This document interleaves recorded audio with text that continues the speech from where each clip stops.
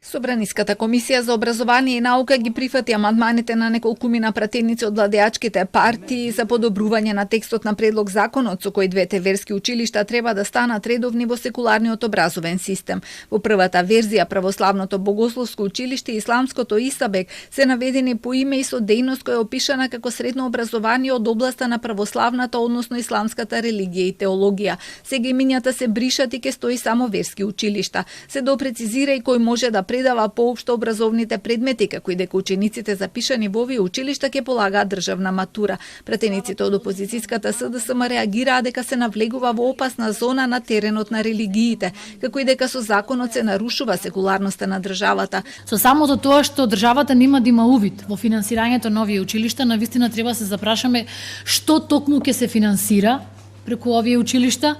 Природните науки ги нема, физика, хемија, биологија и така натаму, а познат ни е во јавноста и отпорот кој што го имаат овие верски заедници, особено да го изучуваат предметот биологија.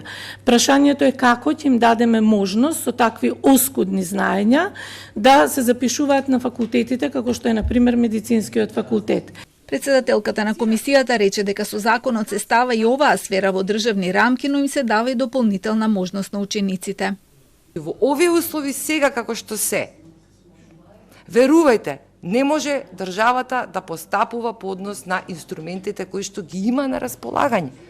Не може инспекторатот да постапува, не може да се види други аспекти кои што се опасност и ги загрозуваат младите индивидуи и создаваат општествен проблем од невидени размери.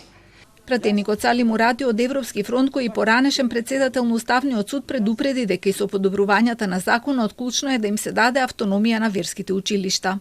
Доброволното соработка. Вужност поттикнува подобри соработка, бидејќи училиштата ја бараат помош кога им е потребно, а не кога им се наметнува. Со овој закон, се што ќе се наметнува на верските заедници, сметам дека повредува автономијата на волјата и доаѓа до судир до секуларизмот во државата. Мурати реагираше и зошто му беа одбиени сите амандмани, но министерката појасни дека со прифатените подобрувања се вклучени и неговите забелешки. 12 години се прави обид да се донесе овој закон и минатата година донесовте закон кој Уставниот суд ви го сруши. Зошто тогаш не реагиравте со вакви амандмани кога бевте на власт? Деновиве невладината мрежа за заштита од дискриминација реагираше дека законот е противуставен во делот кој задира во уставното начело со кое религијата и религиозните институции не смее да се мешаат во државното уредување. Законот е проследен на понатамошно читање пред пратениците.